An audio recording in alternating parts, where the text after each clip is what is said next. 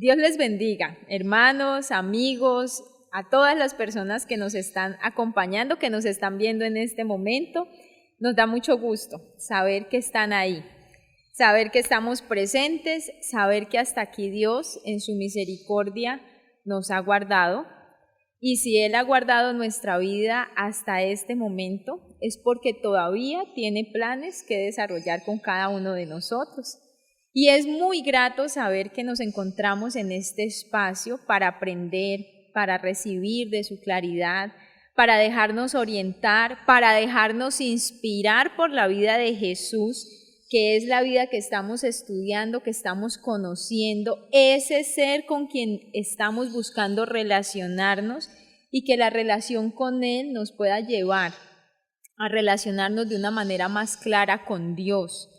Y por eso, hermanos míos, yo los quiero invitar en esta tarde a que hagamos el ejercicio nuestro alrededor de la palabra, de reflexionar en torno a la palabra, en el mismo texto que analizábamos el sábado anterior, ¿sí lo recuerdan?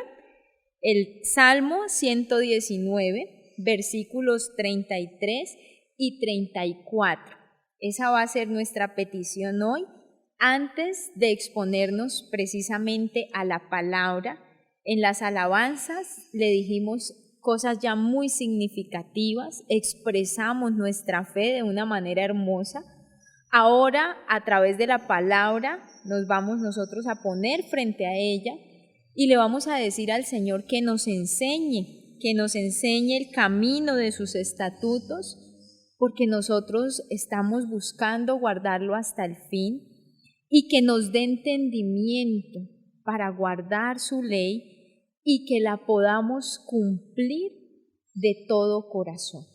Vamos entonces a tomarnos unos minutos allí con la palabra. Ore usted, ore hermano, muchacho, le pido que ore allí. Eso que la palabra está diciendo, pídaselo usted a Dios. Si no tiene palabras nuevas, no invente palabras, no trate de buscar. Tome el mismo texto, cierre sus ojos y repítalo. Y repítalo como una oración, como una petición, que desde allí Dios responde. Vamos a tomarnos entonces unos minutos con la palabra.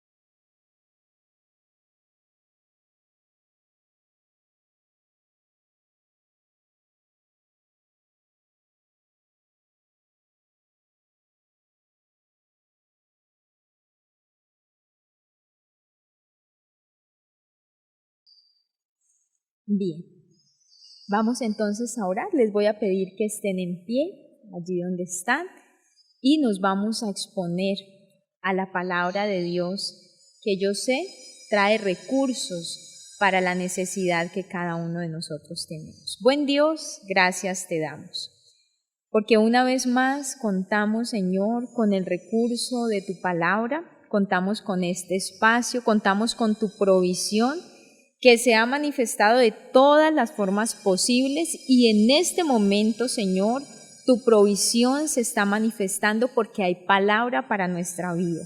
Ayúdanos a entender, ayúdanos, Señor, a descubrir el mensaje que hoy se nos va a transmitir, recibir el espíritu del mensaje que hoy se nos va a dar, y que a través de ese mensaje, Señor, las vidas nuestras puedan ser tocadas, puedan ser sensibilizadas, puedan ser transformadas, Señor, para que la obra tuya se perfeccione. Danos entendimiento, pero sobre todo, Señor, danos ese espíritu humilde, ese espíritu abierto y dispuesto a ubicarnos donde tu palabra lo necesita para producir efectos en la vida nuestra y salvación al mundo que necesita de cada uno de nosotros. En tus manos nos ponemos, Señor, agradecidos de antemano, porque sabemos que tú vas a expresarte de una manera buena.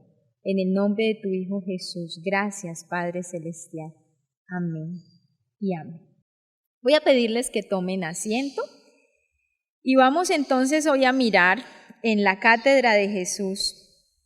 Estamos trabajando un área dentro de la Cátedra de Jesús muy especial que tiene que ver con lo cognitivo, con ese desarrollo intelectual de la vida de Jesús. Y por favor, de hecho es lo que hemos querido mostrar a lo largo de todas estas enseñanzas, y es que no veamos a un Jesús como partido en áreas, sino es que es un ser humano que se fue desarrollando en todas las áreas de su humanidad. Y esto es muy importante, hermanos, muchachos. Nosotros, para poder desarrollarnos como seres humanos verdaderos, como seres humanos auténticos según el propósito de Dios, debemos ir creciendo en todas las áreas de la vida nuestra. La forma como la Biblia da testimonio de ese crecimiento de Jesús es que Él crecía en sabiduría, Él crecía en estatura y Él crecía en gracia para con Dios y con los hombres, o sea, estaba creciendo como un ser humano. No sirve de mucho que tengamos áreas donde, digamos, nosotros nos súper desarrollamos, pero otras áreas donde nuestra vida se quedó de pronto en condiciones infantiles. Porque cuando eso sucede, siempre les pongo el ejemplo, imagínense ustedes entonces que yo tengo un brazo súper desarrollado y el otro súper chiquito. Eso ya hace que la forma deje de ser la forma de un ser humano. Para que un ser humano sea humano, debe desarrollarse en todas las áreas de la vida, en el potencial que Dios le permite desarrollar. Eso, por favor, es muy importante, y Dios a todos nos entregó un potencial particular que debemos desarrollar. Entonces, en este punto del área intelectual, el área cognitiva, no intelectual sino cognitiva en la vida de Jesús, estábamos viendo las 2 etapas básicas del desarrollo en la vida de Jesús, que fue el área prerrabínica, donde Él recibió sus conocimientos base, que fue su hogar, fue su casa, fueron sus experiencias de los primeros años de vida, y que estuvo muy marcada por la enseñanza de la ley grabada en el corazón, porque no era solo grabar la ley en la mente, sino era grabarla en el corazón, que ellos tuvieran un amor especial hacia la palabra de Dios. Y en los años siguientes, ya en una instrucción un poco más formal, lo llamábamos el tiempo, la época rabínica, la formación ya rabínica, entonces se daba en la sinagoga. Recuerdan que era lo que nos hablaba hace 8 días nuestra hermana Elizabeth. Y en esa formación rabínica, entonces él tenía un maestro, iba a la sinagoga y allí se le enseñaban también todos sus conocimientos para la vida práctica, girando en torno a la ley, en torno a la Torá, que de allí se sacaban todos los elementos necesarios para la instrucción.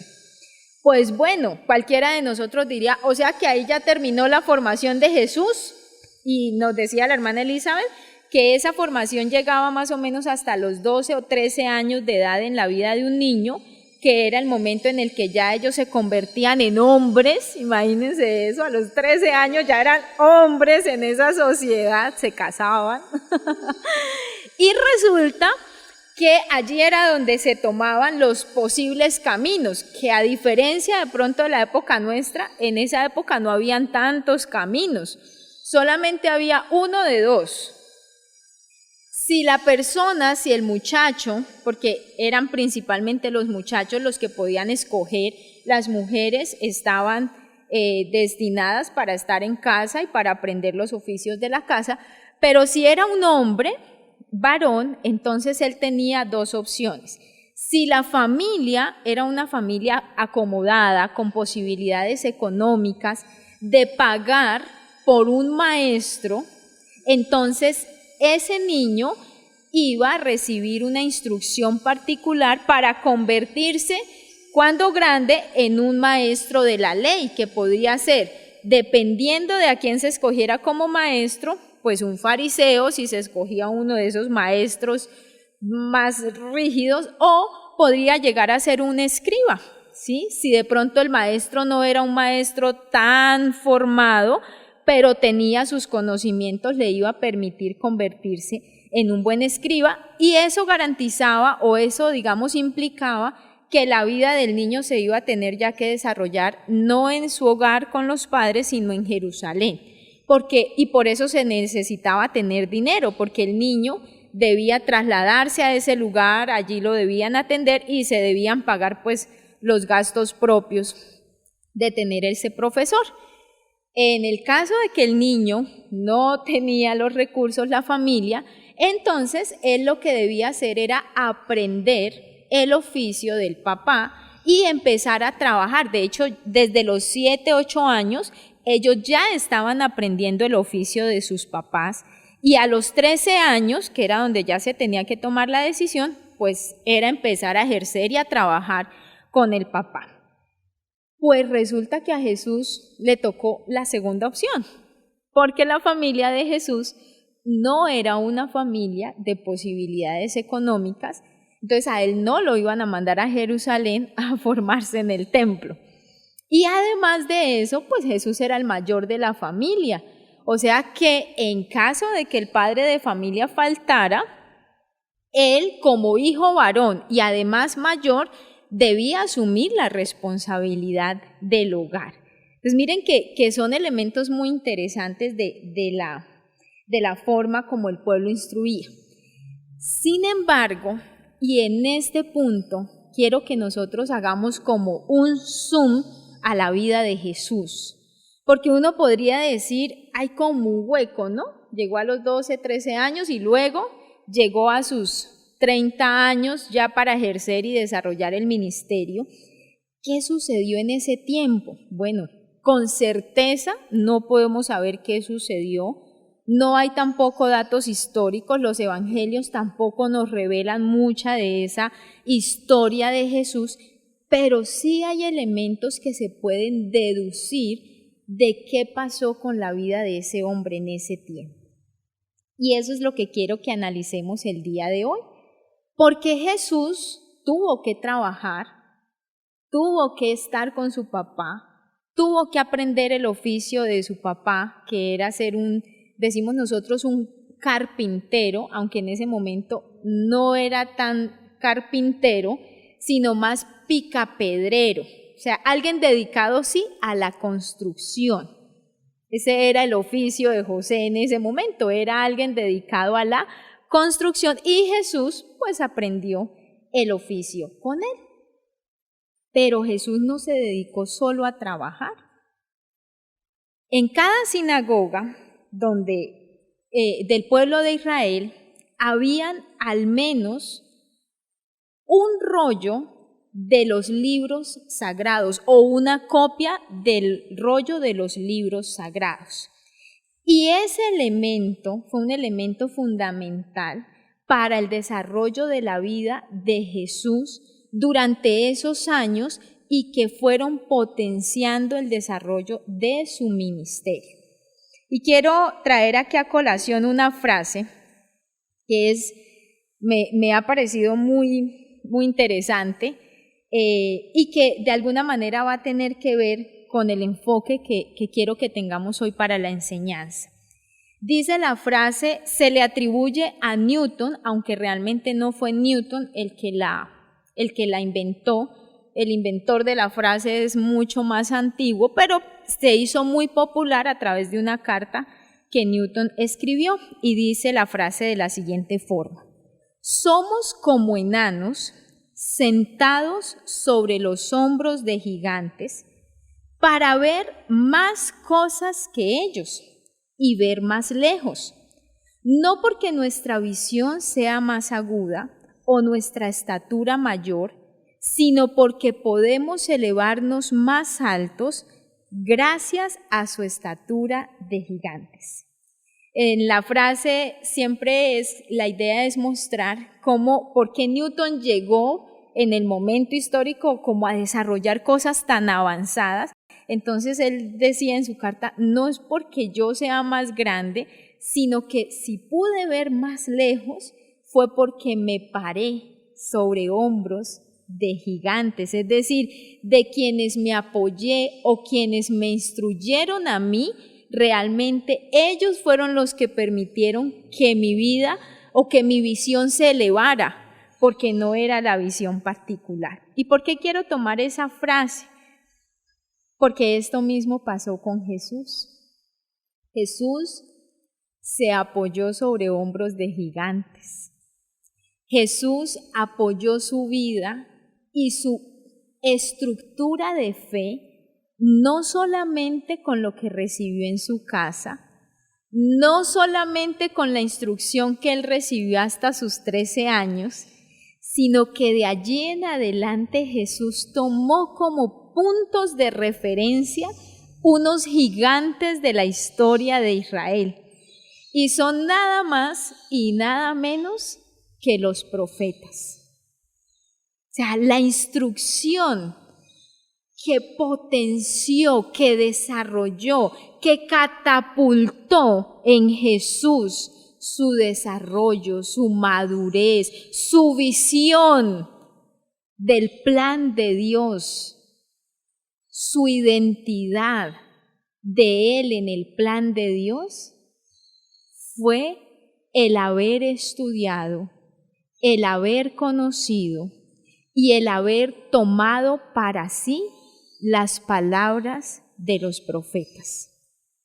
Si alguien en el pueblo de Israel desarrolló una visión de la relación con Dios que estuvo muy por encima de lo que todo el pueblo desarrollaba, eran los profetas. Y en ellos se apoyó Jesús. A ellos fue a los que Jesús se dedicó a estudiar desde sus 13 años hasta sus 30 años. A ellos, a conocerlos. Y quiero que veamos entonces por qué los profetas.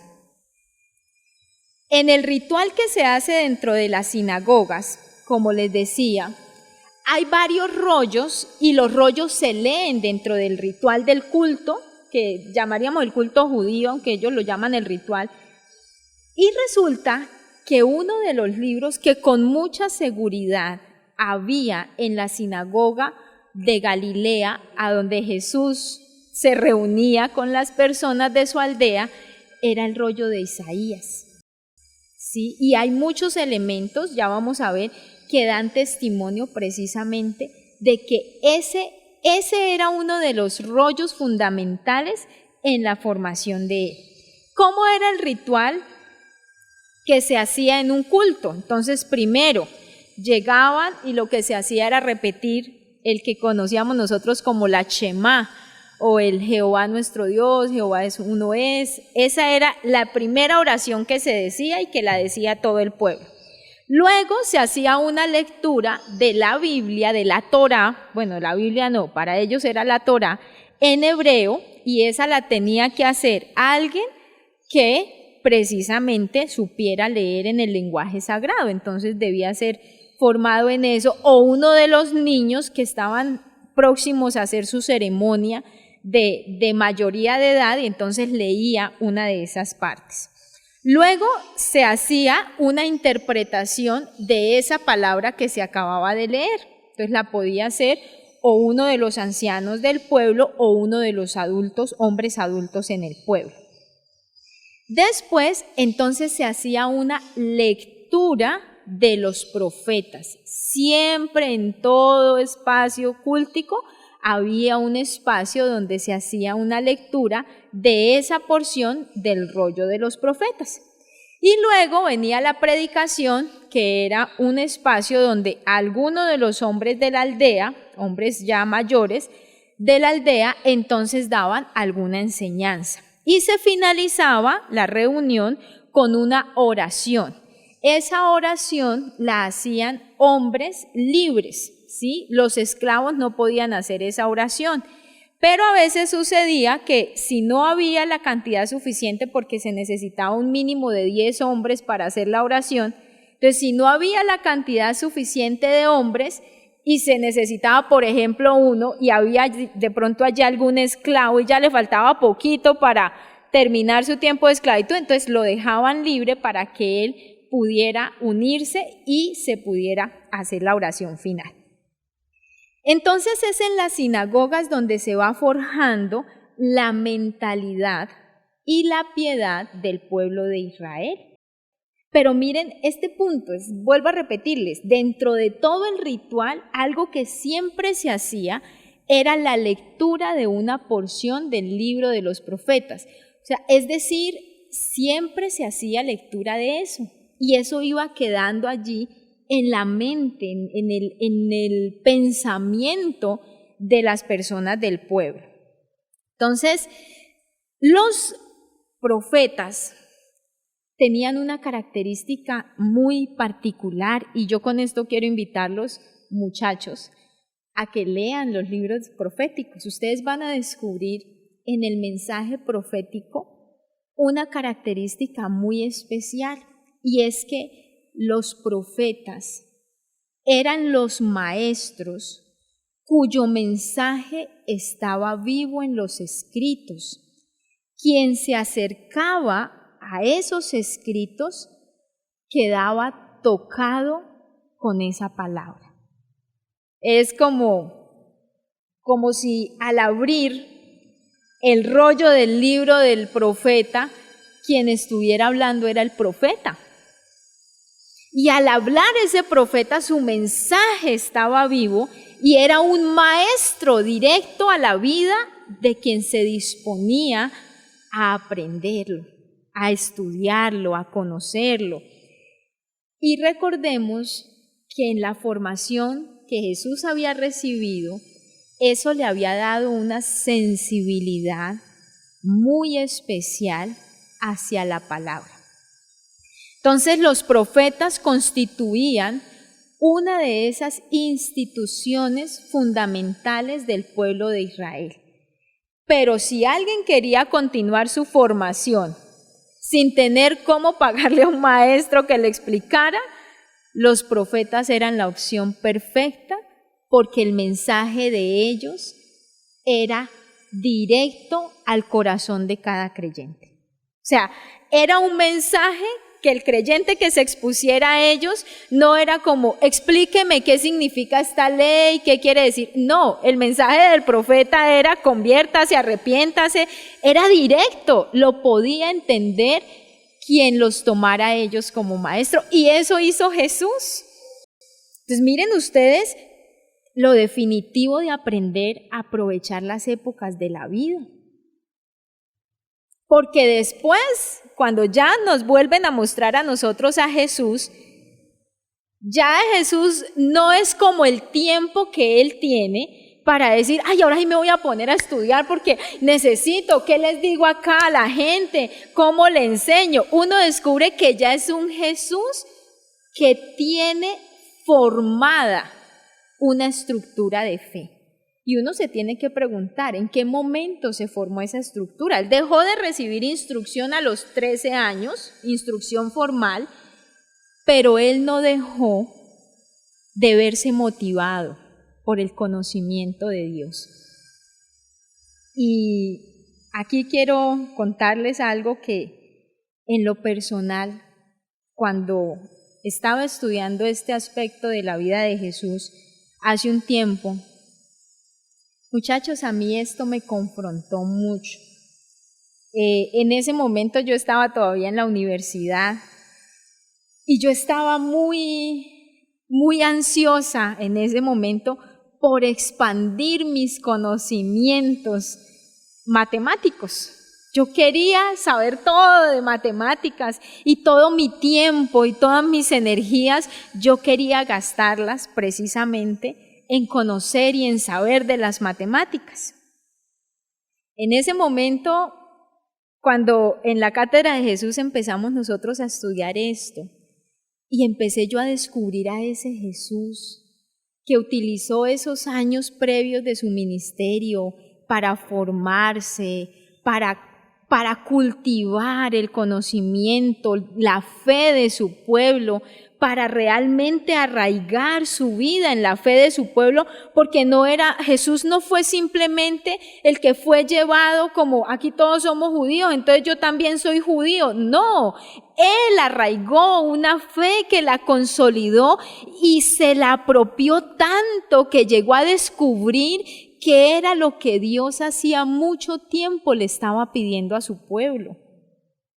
Que era lo que Dios hace mucho tiempo en el espíritu de la ley, en el espíritu de los profetas, había querido hacer con el pueblo. Cuando yo descubrí eso, en ese momento, yo estaba por tomar una decisión digo yo, que cambiaba mi vida, ¿sí? Yo había terminado mi universidad y estaba pensando en cuáles eran las opciones que venían para mí. De hecho, en ese momento, para mí, la opción que había era irme a hacer mi maestría, después hacer mi doctorado, porque era la manera de tener el conocimiento que yo quería. Y en ese momento, pues el conocimiento de la iglesia no pesaba mucho. Yo tengo que reconocer, estaba aproximadamente como en mis 22 o 23 años. Cuando yo empecé a estudiar a este Jesús, Él no dejó de hacer las cosas que tenía que hacer. Él siguió trabajando, Él siguió desempeñándose. De hecho, se cree que en algún momento su padre murió y Él tuvo que asumir la responsabilidad. Son hipótesis que hay porque ya en la etapa del ministerio como tal no se habla de el papá de Jesús, siempre es de la mamá y los hermanos. Pues parece que José murió estando Jesús todavía un poco joven y Él tuvo que asumir eso. Pero a mí me impactaba descubrir el interés de Jesús por conocer, por escudriñar la fe de su pueblo y cómo lo hizo de una manera autodidáctica, porque Él no se excusó en decir, ay, pero es que no tengo quien me enseñe, ay, pero es que no tengo plata para pagar un maestro, ay, pero es que tengo tantas ocupaciones que hacer, ay, pero es que llego tan cansado del trabajo. Todas esas son nuestras excusas. En ese momento yo me vi tan confrontada que, muchachos, yo pensaba irme del país y yo me hacía las ideas en mi cabeza de decir, ay, donde yo llegue voy a montar iglesia, voy a hacer, y allí en ese tiempo me vi tan confrontada con Dios. ¿Y yo qué sé del cristianismo? ¿Yo qué conozco realmente del cristianismo? Me di cuenta que por la misericordia de Dios tenía conocimientos, pero yo no estaba arraigada en esta fe, en la manera de que ella fuera la que sostuviera todo y lo demás. A partir de allí, recuerdo tanto, yo escuchaba en ese momento, yo en ese momento todavía no era pastora y no estaba en mis planes serlo, pero yo escuchaba que en esa época hablaban de una materia que se llamaba Cristología. Y entonces yo sabía que se reunían en la sede y yo dije, yo quiero empezar a asistir, yo quiero empezar a conocer qué es el cristianismo. Yo en ese momento no tomé ninguna decisión, pero yo dije, voy a hacerlo. Eso fue más o menos en marzo. Yo tenía planes de viajar y de irme en septiembre. Y cuando yo empecé a asistir, a escuchar, de hecho era como algo tan nuevo, tan diferente para mí, al mismo tiempo tan profundo, al mismo tiempo tan grande. Muchachos, yo en ese momento empecé a descubrir que el cristianismo era algo que yo no había descubierto, que el cristianismo merecía la pena ser estudiado, así como a mí me interesaba estudiar otras cosas de las matemáticas. Esto demandaba quienes se pusieran la camiseta y dedicaran tiempo. Allí fue donde yo descubrí que yo la Biblia no la conocía y yo era maestra de escuela dominical y yo era líder de jóvenes en la iglesia y yo enseñaba, pero yo la Biblia no la conocía. Pero lo que más me llevó a descubrir con tristeza era que yo el cristianismo no lo conocía. Jesús aprovechó sus etapas de la vida y Él con su vida nos está invitando a que nosotros aprovechemos esas etapas.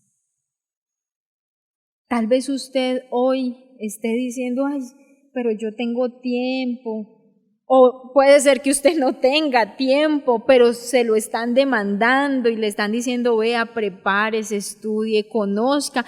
Nosotros a veces decimos, ay, pero es que yo no voy a ser pastor, yo no necesito conocer de eso. Hermanos, no es porque uno sea pastor y necesite conocer, es como creyente, yo necesito saber en qué está mi fe. Hace un año, cuando todo esto de la pandemia empezó, nosotros estábamos encerrados en la casa, teníamos mucho tiempo y nos interesábamos. Yo sé que en ese momento muchos escuchábamos la predicación, se acababa y volvíamos a hacer el ejercicio de escucharla y tomar nota y estar atento. ¿Y cuánto allí nuestra fe no empezó a despertarse? Pero claro, se acabó la cuarentena, salimos a nuestras vidas normales, nos volvimos a ocupar y no es extraño que hoy día algunos digan, ay, el culto lo veo después. De pronto medio lo ve cuando está haciendo otras cosas, cuando está ocupado aquí. ¿Cómo nuestra fe va a crecer así? Y hoy que tenemos la maravillosa oportunidad de tenerlo ahí todo el tiempo. Cuando usted quiera volverlo a escuchar, allí lo tiene. A veces nos dedicamos a escuchar otras bobadas. Y yo lo digo porque yo lo he hecho. Me dedico a escuchar otras bobadas, otras cosas que dicen, o a llenarme de otros conocimientos. Y lo que Dios me está diciendo, no lo estoy asimilando. Y entonces, allí nosotros tendríamos que decir, claro, Jesús nos da lecciones. Los evangelios, y ustedes lean los evangelios y se van a dar cuenta que ellos están cargados de momentos donde Jesús se identificaba continuamente con el mensaje de los profetas. Jesús, por ejemplo, Mateo en el capítulo 5, que es el Sermón del Monte, allí deja ver que Jesús conocía muy bien la ley, pero también entendió muy bien lo que decían los profetas. Y él lo dice, Mateo 5, 16, dice 17, no penséis que he venido para abrogar la ley o los profetas. No he venido para abrogar, sino para cumplir. Y si yo voy a decir que voy a cumplir, tengo que conocerlos. No voy a decir que soy el cumplidor de algo que ni sé qué es. O sea, él conocía. ¿Y cuándo? Pregúntese usted en qué tiempo hizo él eso. En el tiempo de su etapa de vida madura. Yo no le puedo pedir a un niño que él sea el más estudioso porque él no tiene esas disciplinas, él está interesado en sus juegos, pero cuando nosotros llegamos a una etapa de la juventud donde ya somos nosotros los responsables de la formación de la vida, muchachos, es necesario que asumamos la responsabilidad de a qué le vamos a dedicar nuestro tiempo, porque de acuerdo a eso será hasta donde nosotros podamos ver. Si Jesús se hubiese quedado limitado solo con lo que le daban en la sinagoga, él no habría desarrollado la visión que desarrolló. Él se paró, él tomó como referentes no solo a sus maestros del pueblo, él tomó como referente la palabra y la hizo viva en él. Se paró sobre los profetas y por eso él logró identificarse con ese siervo sufrido. Por eso él logró descubrir que las cosas que los profetas dijeron tenían que ver con la experiencia de su pueblo y tenía que ver con la experiencia de él. ¿Cuándo nosotros vamos a entender lo que Dios nos está diciendo si nunca tenemos el interés de acercarnos a su palabra? Eso no nos va a llegar por magia. A Jesús no le llegó por magia, porque a veces pensamos que es que como era Jesús, él se sentó y le cayó la revelación, se le prendió el bombillo.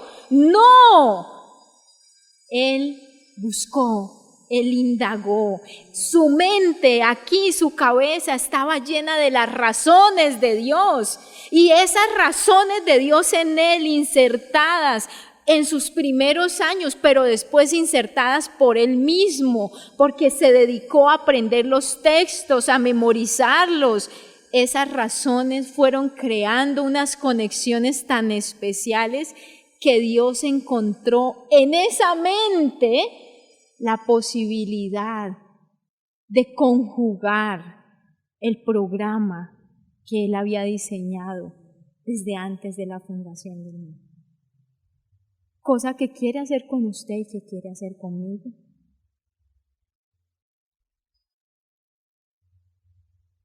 ¿Qué estamos haciendo hoy nosotros? Si Dios llegara a iluminar nuestro cerebro, ¿qué habría? ¿Qué palabra de Dios hay?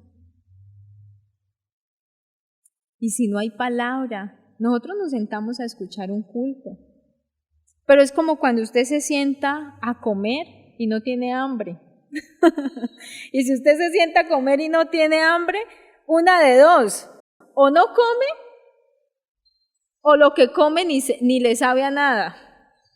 Pero cuando usted se sienta a comer y usted tiene hambre, y qué experiencia más maravillosa comer cuando uno tiene hambre, ¿cierto? Esa comida sabe, esa comida llena, esa comida sacia la necesidad. Cuando yo me siento a escuchar un culto y en mí no hay nada, durante la semana no hubo nada que tocara mi sensibilidad hacia lo de Dios, pues yo me siento y lo escucho. Pero el efecto que esa palabra produce de pronto es un efecto de un momento, pero me paro de ahí y se me olvida. Jesús definitivamente nos enseñó que la inteligencia como don de Dios hay que cultivarla con razones válidas para que Dios en nosotros pueda crear las conexiones válidas y su palabra se pueda hacer viva en cada uno de nosotros. Me sorprendo. Y de hecho, al principio me sorprendía porque no me lo explicaba. Ahora me sorprendo y alabo a Dios por eso, cuando descubro ¿Cuánta sabiduría tiene en la vida una persona que hace de la palabra de Dios el alimento continuo de su mente? Esas personas que todos los días están, como dice el Salmo 1, meditando en su palabra de día y de noche. Son como un árbol plantado junto a corrientes de aguas que da el fruto en su tiempo, que su hoja no cae, que todo lo que hace prospere. Hay muchos textos, les voy a dar textos, anótenlos allí y léanlos para que ustedes descubran cómo los profetas estaban diseminados en el pensamiento de Jesús. Todo el tiempo uno lo encuentra, Jesús dice, como los profetas dijeron de vosotros. Bien dijo el profeta tal de vosotros. Como está escrito en los profetas. Eso lo dice porque eso está acá todo el tiempo. Mateo 11:5. Y de allí en adelante, versículos posteriores, Mateo 12:17, Mateo 13, del 13 al 15, Mateo 15:7, Mateo 21, del 12 al 13, Marcos 4:12, Marcos 8, del 17 al 18, Marcos 9:48. Todas esas son citas que le referencian a uno de los profetas. Marcos 11:17, Lucas 4 del 18 al 19, Lucas 7:27. Todas esas son las formas o las palabras de Jesús, y hay muchas más, donde Él deja ver que los profetas fueron sus maestros, sus referentes por excelencia, y fue a través de esa visión de ellos que Jesús pudo desarrollar la visión de lo que Dios quería hacer con su propia vida. Usted, ¿a quién tiene como los gigantes sobre los cuales se está parando? Y hágase la pregunta, usted no va a ver más lejos que ellos. Ahora, si usted es enano, como yo soy enana, porque no vemos mucho, nos falta mucha visión, y nos paramos sobre otros enanos, ¿hasta dónde vamos a ver?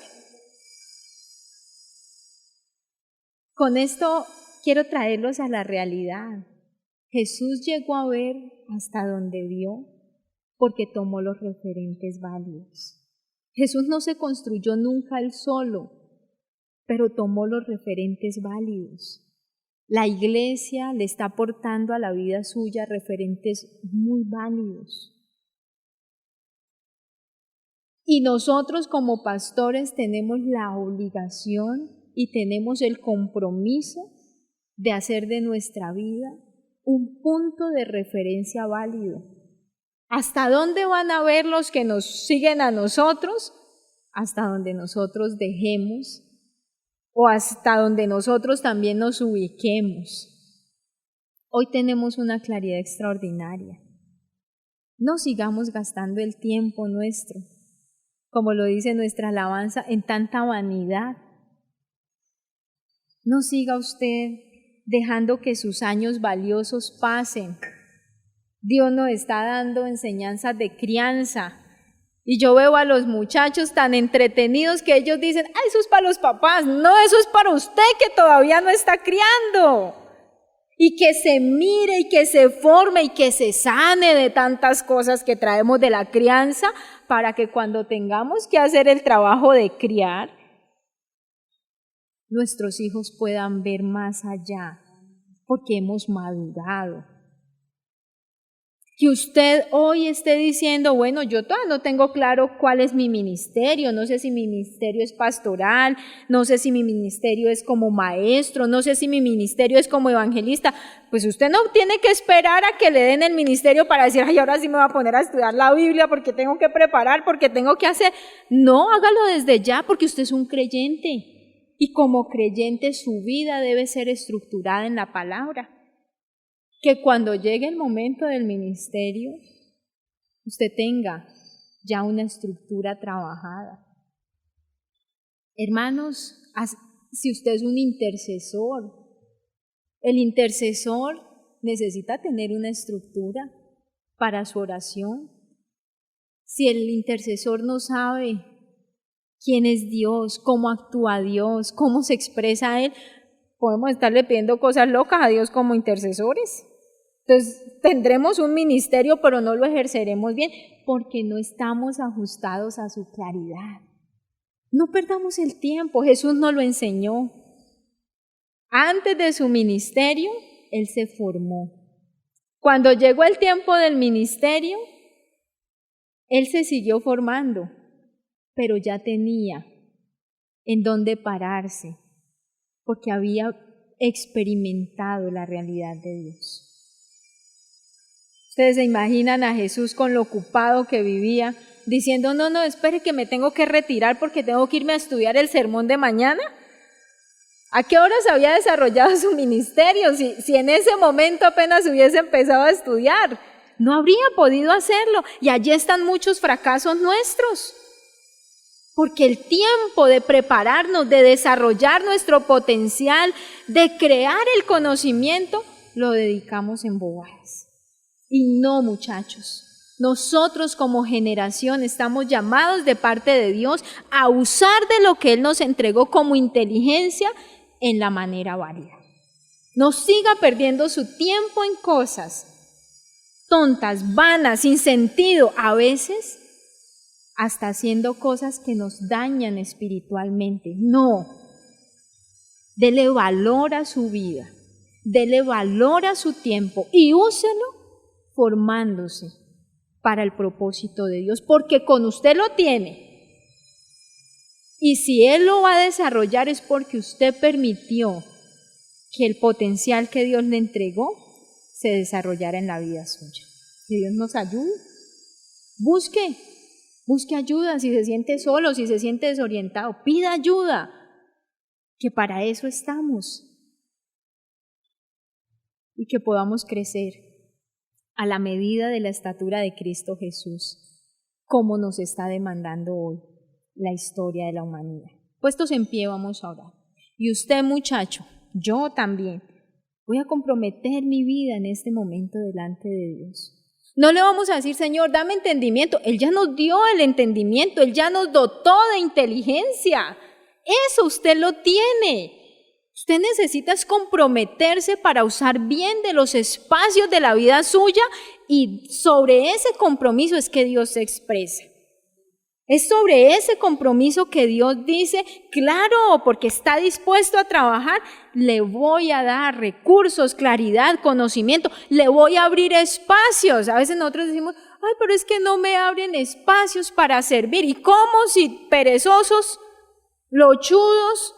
¿Cómo se nos van a abrir los espacios? Pero si comprometemos nuestra vida en donde debe estar, los espacios los abre Dios con quienes se van comprometiendo. Vamos a orar y le vamos a decir, aquí estoy comprometiendo mi vida contigo, Señor. Padre Celestial, gracias te damos, Señor, por una enseñanza y por un tiempo tan especial que nos confronta directamente la vida, que no nos gusta a veces sentirnos tan desnudados, Señor, en nuestra realidad, pero es así. Y te damos gracias. Y te damos gracias porque sabemos que si nos estás hablando en tu amor y en tu misericordia nos quieres despertar, porque no quieres ver nuestra juventud, nuestros años valiosos de la vida perdiéndose.